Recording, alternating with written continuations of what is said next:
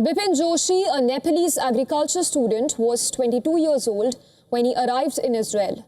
Just 3 weeks before Hamas attack on 7th of October 2023, during which Hamas took 251 hostages to Gaza.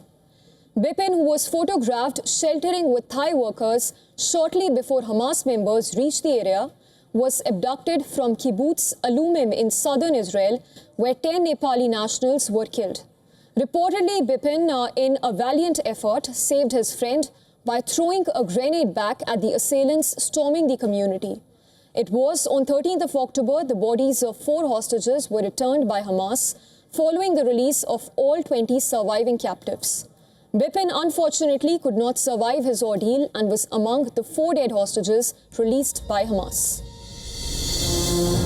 It was a homecoming that came after a 2-year agonizing wait, but in vain.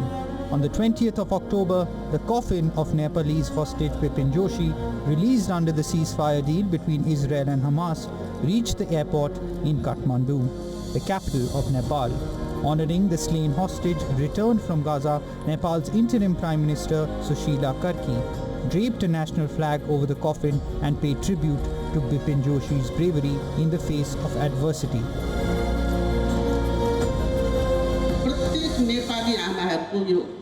Bipin is a son of all Nepali mothers. The name Bipin will be immortal. No one can forget him for his bravery and the hardships he had to face. We may not see his body, but his soul remains in this country. Bipin lives in our hearts.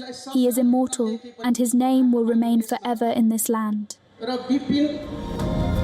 The next day, a cremation ceremony was held for the slain Nepalese braveheart in his hometown of Bhimdatta Nagar, attended by hundreds of people who came to pay their last respects.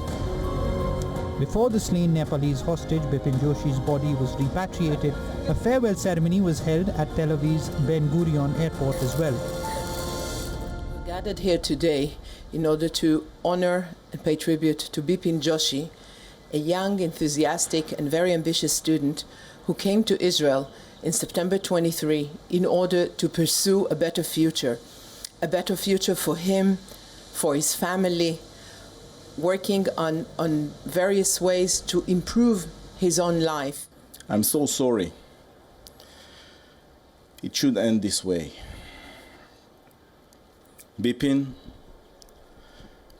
great young man with dreams and future, talented person, came to Israel, and we're sending him back with sorrow and grief and agony after this massacre of October 7th, 2 years in captivity, and we are so sorry for that result. At a difficult time like this, a prayer for the family of the deceased is in order. Hailing from a remote part of western Nepal, the family of Bipin Joshi was so far removed from the Israeli-Palestinian conflict that reportedly when Joshi's sister learned of his abduction, she wasn't even aware what Hamas was.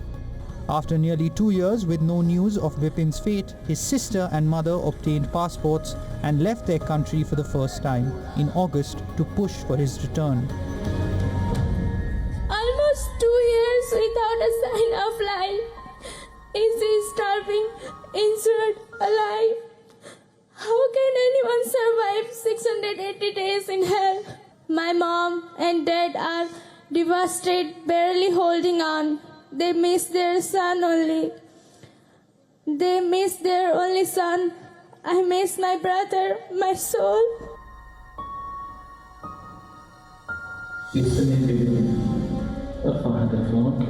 Throughout the 2-year ordeal, the family's only sign of life from Bipin Joshi was a short video clip, believed to have been filmed in November 2023 and later recovered by the Israeli military. That month, the Israeli military released what it said were images from a Gaza hospital showing a Nepalese civilian whom it did not name being transported through the medical facility on the day of the attack. In Alumim, the kibbutz community near the Gaza border where Bipin had stayed and was abducted from, 22 foreign farm workers were killed during the attack, with 10 from Nepal and 12 from Thailand. According to the Israeli military, Bipin's life was cut short in captivity during the first months of war. An innocent life, full of promise and hoping to build a better future, was stolen too soon.